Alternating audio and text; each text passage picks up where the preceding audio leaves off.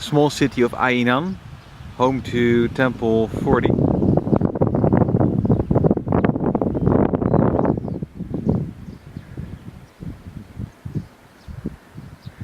Day 23 is my rest day.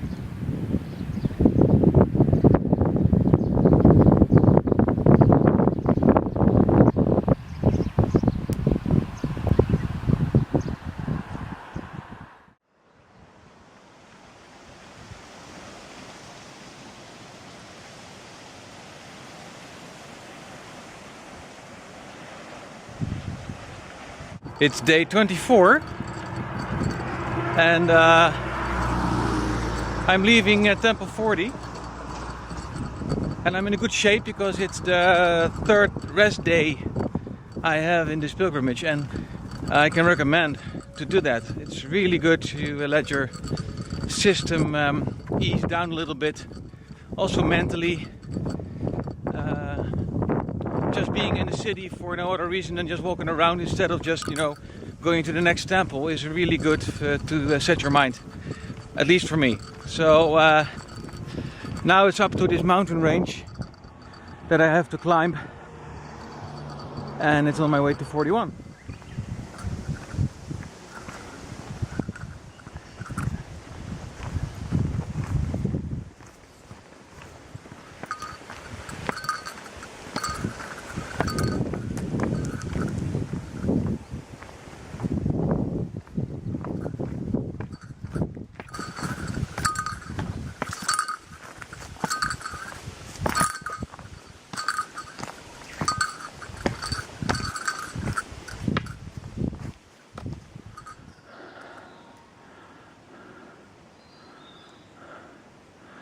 Apparently nature is somewhat overactive here. I'm very glad that there's not a strong wind.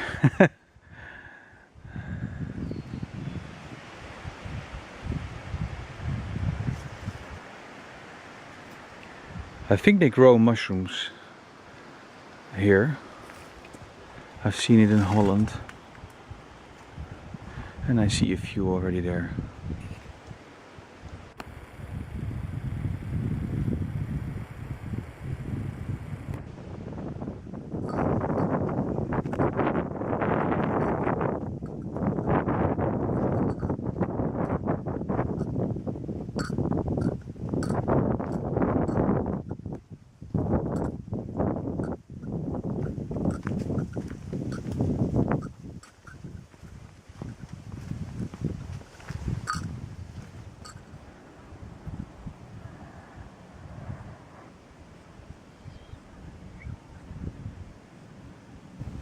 There's another path along the coastline. It's not the official pilgrimage, this is the one. It goes up for hours. Don't miss it, it's purifying. And then you have reached the summit.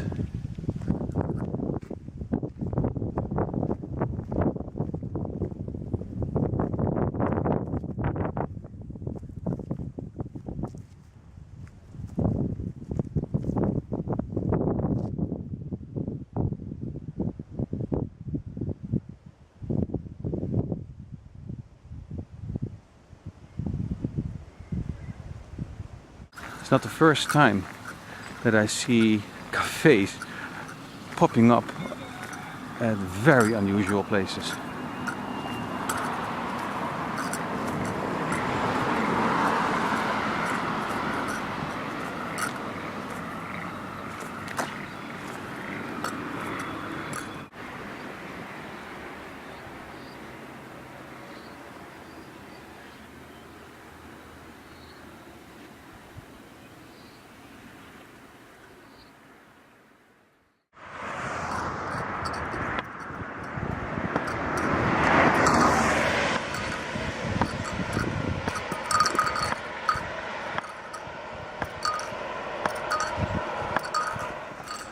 It's day 25 and I'm just leaving my hotel, my Ryokan. It was a really creepy place. I was the only guest and the guy was really this kind of Norman Bates figure from Psycho. whenever I left my room, he popped up at some point. I don't know how he heard it, but that's, I mean, I really didn't go to the toilet or whatever. I just didn't want to bump into him. So, but I'm alive and kicking. Nothing happened. I'm not sliced. So let's go up in the mountains again. Just before you hit the big city, Uwajima city, there's a very long tunnel. And just before that tunnel, you're directed into the mountains. And just when you go on that path, a few meters from the entrance of the tunnel, there's a Senkonjado, but it's mentioned on the map as a regular rest hut. It has a toilet. As far as I can see, it has no water. I think I'm pretty sure, but there are a lot of vending machines down at the tunnel, so no problem. And look at this. It's not really that fancy, but it's very doable. Remember,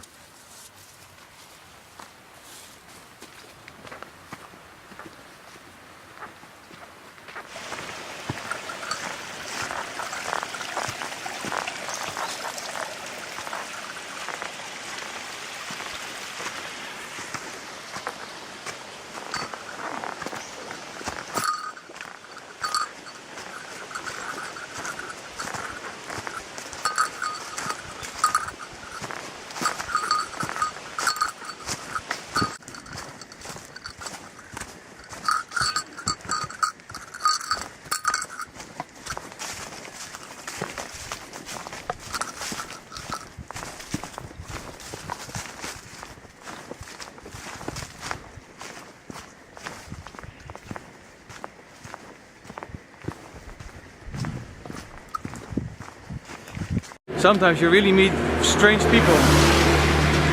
I'm just bumping into this pilgrim who says, yeah, you slept outside. I imagine you slept outside, but he's coming from another direction. He does the pilgrimage in reverse. So I say to him, you could never meet me because you see that I'm coming from another direction. Oh yeah, true. And then he just continues.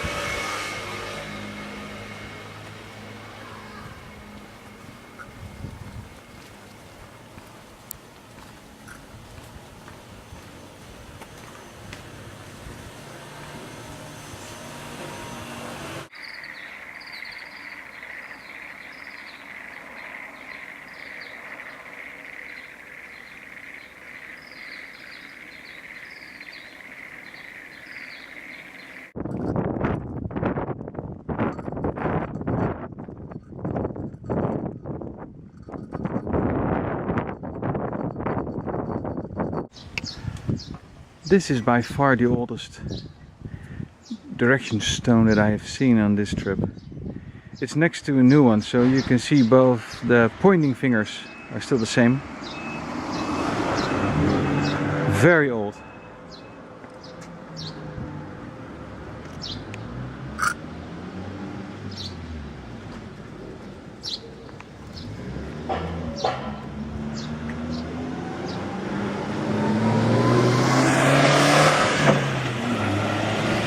On the last corner before you hit Temple 41.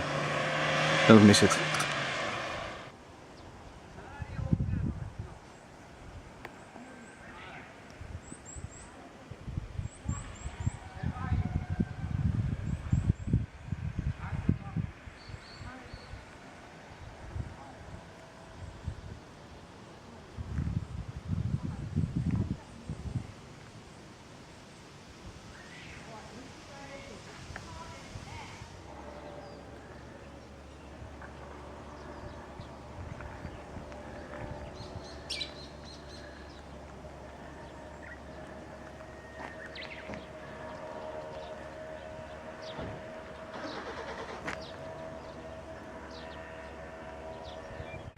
This is an interesting point, although you would not say it when you see it first. But in one shot you have the history of Shikoku when it comes to infrastructure. The right road is an old road that leads through the old town, the old city.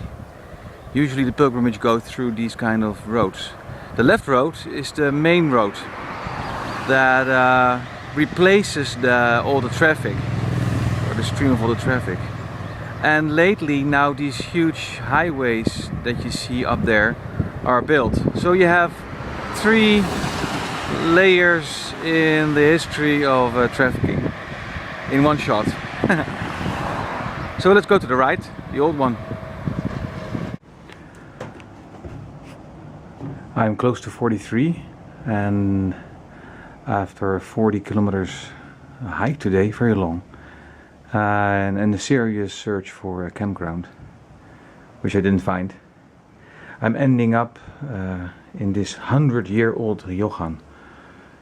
And that's what you can feel. I have the only rooftop room.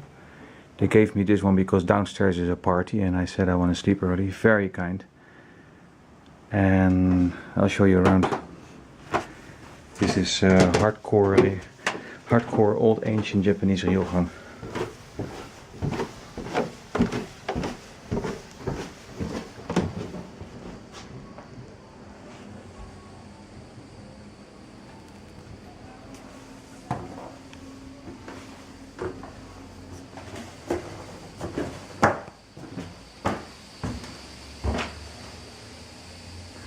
This is the onsen area and the toilets. I just had a great hot bath. Look at this. The lady told me 100-year-old glass, frames, and the glass itself.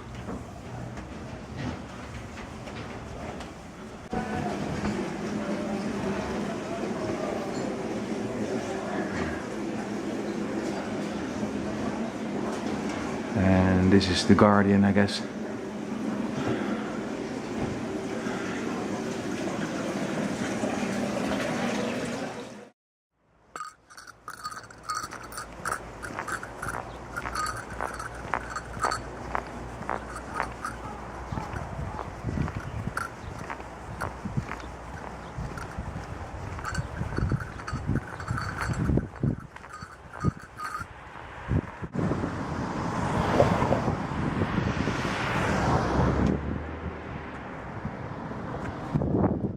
I'm about to find a Senkonyado, pilgrim's sleep hut along this way. That's already curious, but if you consider that this Senkonyado is on the grounds of an old Shinto temple and it's along this road in about a few minutes, then I am really curious how it looks like. We'll see.